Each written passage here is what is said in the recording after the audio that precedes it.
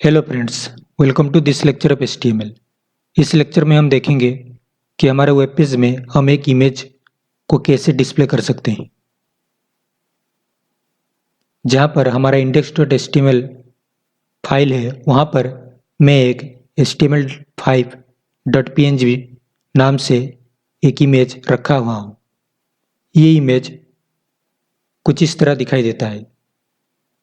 अब इसे हमारे वेब पेज में हम डिस्प्ले करेंगे। इमेजेस डिस्प्ले करने के लिए हमारे पास HTML टैग है img फॉर इमेज। यहाँ पर हमारे पास एक एट्रीब्यूट है src और इस इमेज टैग को हम यूज करेंगे इमेज डिस्प्ले करने के लिए। अगर मैं इसे सेव करके ब्राउज़र में ओपन करके देखूं तो यहाँ पर कुछ भी दिखाई नहीं दे रहा है। अगर मैं यहाँ पर src एट्रीब्यूट यूज करूं और फिर से वेब पेज को रिफ्रेश करके देखूं तो भी कुछ भी नहीं आ रहा है। src एट्रीब्यूट जैसे कि ये src मीन्स सोर्स, ये इसका नेम है एट्रीब्यूट का, और यहाँ पर उसका वैल्यू देंगे, नेम वैल्यू। यहाँ पर जो वैल्यू देंगे वो वैल्यू होगा हमारे इस इमेज फाइल का पाथ। तो जैसे कि हम इस HTML फाइल से एक्सेस कर रहे हैं इस इमेज को, यहाँ से एक्सेस कर रहे हैं इसे, तो ये इमेज फाइल वहाँ पर है जहाँ पर हमारा index.html फाइल है। तो इसीलिए हमें सिर्फ ये इमेज फाइल का नाम देने से ही ये HTML फाइल इसे एक्सेस कर पाएगा। मीन्स ये HTML फाइल एक्सेस कर रहा है इस इमेज फाइल को। तो यहाँ पर हम लिखेंगे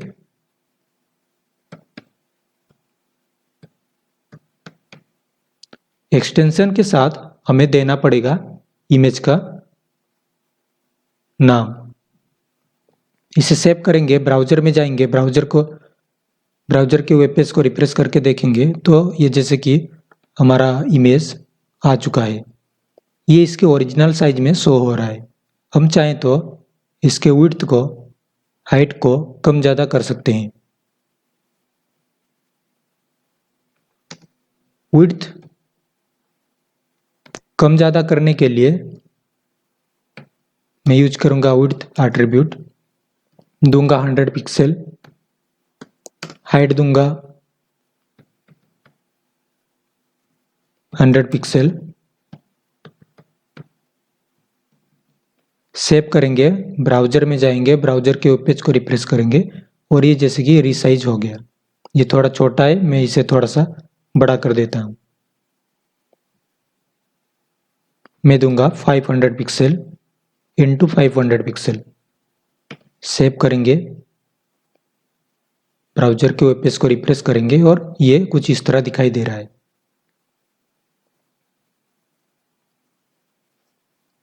अब जैसे कि अगर हमारा जो इमेज है वो किसी कारण से शो नहीं हो पाता है या फिर वो पाथ में प्रेजेंट नहीं है, जो पाथ हम देते हैं अगर वो पाथ में वो प्रेजेंट नहीं है और किसी कारण से वो ब्राउज़र इसे रीड नहीं कर पाता या फिर कुछ भी प्रॉब्लम होता है, तो वहाँ पर इमेज तो शो नहीं होगा। तो क्या शो होगा, चलिए देखते हैं। मैं ये फाइल का नाम चेंज करके ब्राउज़र के वेब पेज को रिफ्रेश करके देखूंगा तो यहाँ पर कुछ इस तरह दिखाई दे रहा है, ब्रोकन फाइल के रूप में, क्योंकि इमेज प्रेजेंट नहीं है। तो इस तरह के केस को हैंडल करने के लिए हम यूज करते हैं ऑल्ट एट्रीब्यूट का, जहाँ पर हम कुछ टेक्स्ट देते हैं, नेम देते हैं और वो इमेजेस की जगह पर शो हो जाता है। कब ना, जब हमारा इमेजेस फेच नहीं हो पाता है या फिर प्रेजेंट नहीं होता। जैसे कि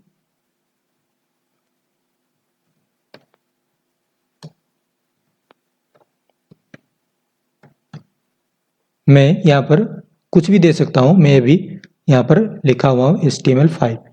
इसे सेव करेंगे, ब्राउज़र के वेब पेज में जाएंगे, रिफ्रेश करके देखेंगे जैसे कि यहाँ पर HTML5 दिखाई दे रहा है। अगर ये फाइल प्रेजेंट होता तो ये टेक्स्ट हमें नहीं दिखाई देता, हमें दिखाई देता हमारा इमेज।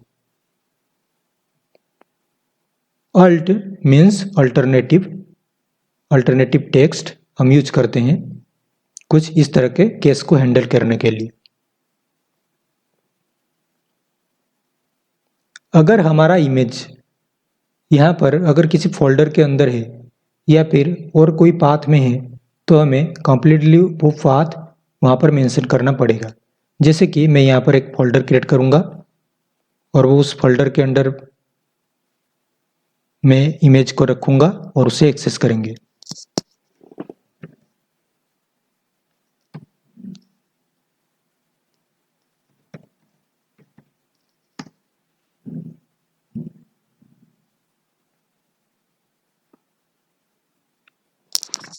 ओके, जैसे कि हमारा इमेज अभी इमेज फोल्डर के अंदर है और अगर इसे ब्राउज़र के जरिए एक्सेस करेंगे तो नहीं आएगा क्योंकि ये पाथ से ब्राउज़र उसे फेच नहीं कर पा रहा है। इसीलिए हम कुछ ऐसे मेंशन करते हैं, उसका पाथ देते हैं। क्योंकि हम एक्सेस कर रहे हैं यहाँ से और हम जाएंगे पहले इमेज और उसके बाद हम उस फाइल को एक्सेस करेंगे। तो यहाँ पर हम लिखेंगे फोल्डर का नेम स्लैश और फाइल का नेम, सेव करेंगे, ब्राउज़र में जाएंगे, ब्राउज़र के वेब पेज को रिफ्रेश करेंगे और हमारा इमेज शो हो रहा है। अगर एक वेबसाइट या फिर सर्वर पर एक इमेज प्रेजेंट है और उसे चाहते हैं कि हमारे वेब पेज में शो कराने के लिए, तो वो कैसे करें? इसके लिए जैसे कि फॉर एग्जांपल मैं जाऊंगा google.com और यहाँ पर जाने के बाद ये जो गूगल इमेज है इसे मैं सेपरेट कर दूंगा और सिंपली इसका जो पाथ है उसे मैं कॉपी करूंगा और कॉपी करने के बाद मैं जाऊंगा हमारे जहाँ पर पाथ मेंशन करते हैं वहाँ पर ही इसका पाथ हम मेंशन करेंगे।